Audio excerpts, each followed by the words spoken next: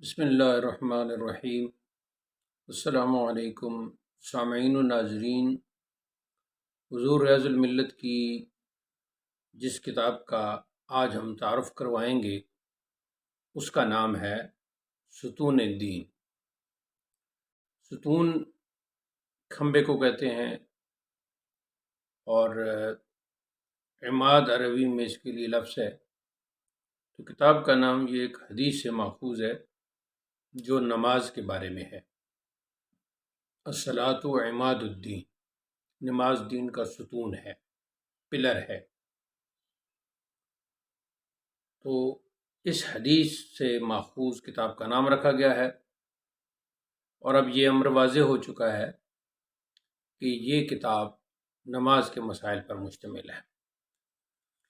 یہ جب سے تالیف کی گئی تو اس کے 3-4 ایڈیشن نکل چکے ہیں۔ خاکسار نے اس کو مدون کیا، اس کی تدوین کی، اور ایک ایڈیشن چھپا، پھر اب یہ نسیم شریعت میں شامل ہے۔ اس کا دوسرا نام نماز مترجم بھی ہے، یعنی نماز اور اس کے متعلقہ مسائل اور احکام کو بہت ہی سلیس انداز میں بیان کیا گیا ہے۔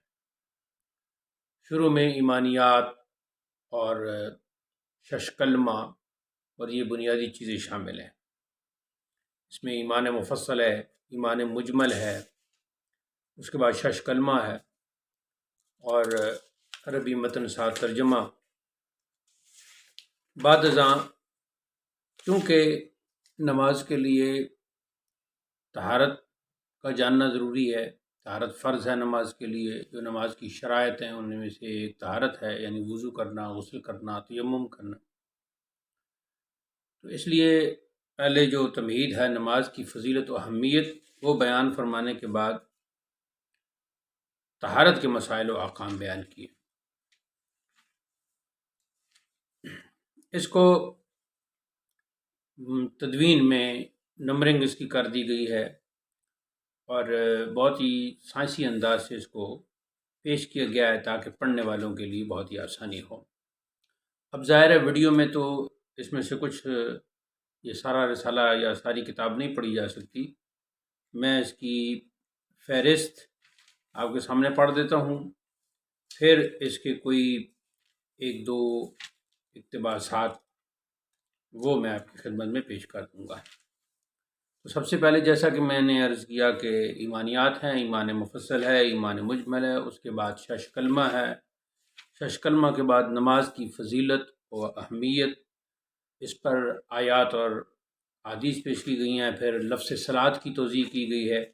بعد ازاں 5 نمازیں کب فرض ہوئیں، اسی طرح نماز کس طرح ادا کی جائے، یعنی خشوع اور خضوع، اور وہ جو حدیث احسان ہے اس کے حوالے سے یہاں لکھا گیا ہے اختصار کے ساتھ۔ پھر طہارت کی قسمیں، یعنی وضو، غسل اور تیمم، پھر اس میں وضو کی تفصیل، وضو کی سنتیں، وضو کے فرائض، وضو کے مستحبات، پھر وضو کرتے وقت جو دعائیں پڑھنی چاہیے مختلف اعضاء ہوتے وقت وہ حضرت نے لکھی۔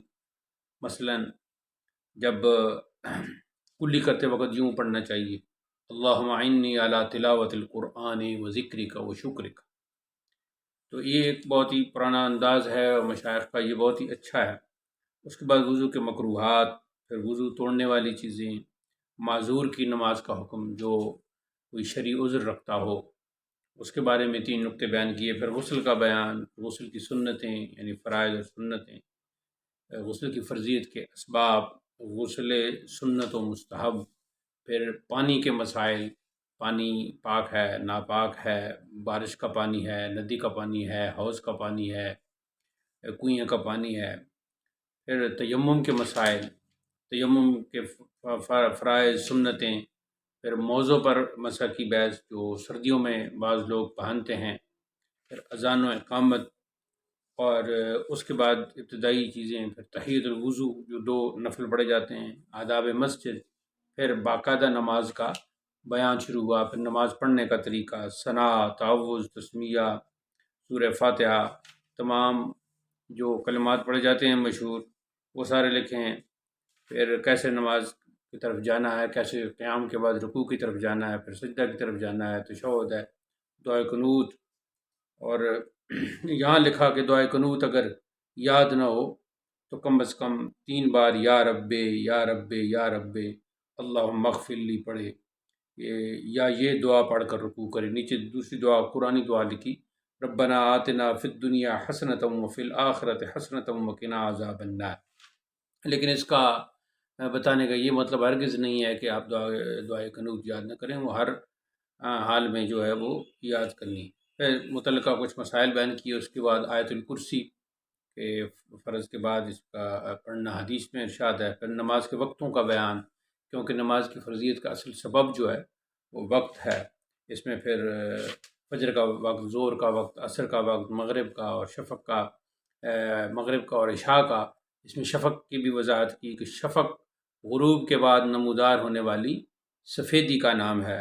امام اعظم رحمہ اللہ کے نزدیک اور صاحبین کے نزدیک وہ سرخی ہے جو سفیدی سے پہلے ہوتی ہے۔ صاحبین سے مراد امام ابو یوسف اور امام محمد علیہم الرحمن۔ پھر اوقات مستحبہ، اس کے بعد اوقات ممنوعہ، پھر 12 اوقات وہ بیان کیے کہ جن میں نوافل پڑھنا منع ہے۔ اس کے بعد نماز کی رکعتیں، ان کی تعداد، کہ فرض کتنے ہیں، واجب کتنے ہیں، سنت موقدہ، غیر موقدہ، نوافل، فجر میں کتنی تفصیل ہے، ظہر میں، یہ تمام تفصیل۔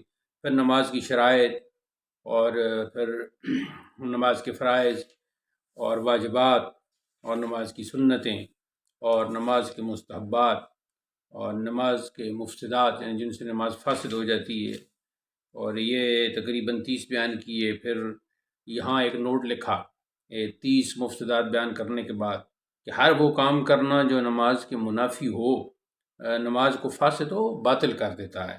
اللہ تعالی ہمیں خضوع و خشوع کے ساتھ نماز پڑھنے کی توفیق رفیق فرمائے۔ پھر مکروہات بیان کیے، اور مکروہات کی تعداد 31 ہے۔ پھر سجدہ سہو کا بیان، سہو کا معنی ہے بھول، تو جو بھول ہو جاتی ہے تو پھر سجدہ سہو کیسے کیا جاتا ہے اس بھول کے تدارک کے لیے، ازالے کے لیے۔ پھر جماعت، اور جماعت کرنا یہ واجب ہے چونکہ، اس کے متعلقہ مسائل۔ پھر امامت، پھر چند اصطلاحات، یعنی امام کس کو کہتے ہیں، مفرد کس کو کہتے ہیں، مقتدی کس کو کہتے ہیں، مدرک کس کو کہتے ہیں، مسبوق کس کو کہتے ہیں، لاحق کس کو کہتے ہیں۔ ایسی پھر بعد میں نماز جمعہ اور عیدین کا مختصر بیان ہے۔ پھر چونکہ جمعہ اور نماز عیدین میں خطبات پڑھے جاتے ہیں تو پھر آپ نے عربی خطبات لکھے، جو بھی آپ پڑھتے تھے وہ سارا۔ یہاں خاکسار نے تمام عربی کلمات پر اعراب لگا دیے، اس کے اوپر تشکیل کر دی گئی ہے۔ تو یہ سارے جمعہ کو دونوں خطبے، پھر چھوٹی عید کے دونوں خطبے، عید الفطر کے، پھر بقرہ عید کے دونوں خطبے، اس کے بعد نماز جنازہ، اور نماز جنازہ کی ساری تفصیل۔ پھر جو درود شریف پڑھا جاتا ہے وہ بالغ مرد عورت کے لیے دعا کے الفاظ، نابالغ لڑکے کے لیے دعا، لڑکی کے لیے دعا۔ اس کے بعد مختصر طور پر ہیلہ اسقاط کا آپ نے یہاں ذکر کیا ہے۔ ہیلہ اسقاط پر آپ کا رسالہ سفینہ حق الگ سے ہے، جس کا ہم ایک نسیم شریعت کے مجموعی تعارف میں ہم مختصراً بتا چکے ہیں۔ انشاءاللہ اس کا الگ سے سفینہ حق جو ہیلہ اسقاط کی شرعی حیثیت پر مشتمل ہے، الگ سے بھی ہم اس کا تعارف کروائیں گے۔ اور یہاں بھی ہیلہ اسقاط کے متعلق لکھا، اور یہاں جو دعا حضرت خود ہیلہ اسقاط کی پڑھا کرتے تھے وہ آپ نے یہاں ارکام فرمائی ہے۔ اس کے بعد زیارت قبور، زیارت قبور کے متعلق مختصر لکھا کہ زیارت قبور سنت احادیث سے ثابت اور زائر کے دین و دنیا اور آخرت کی بہتری کا باعث ہے۔ اگر لکھا بالخصوص سید عالم صلی اللہ علیہ وسلم کے روضہ اطہر اور صحابہ کرام کے آستانوں پر حاضری اور ان سے اکتساب فیض سلف و خلف کے معمولات میں داخل ہے۔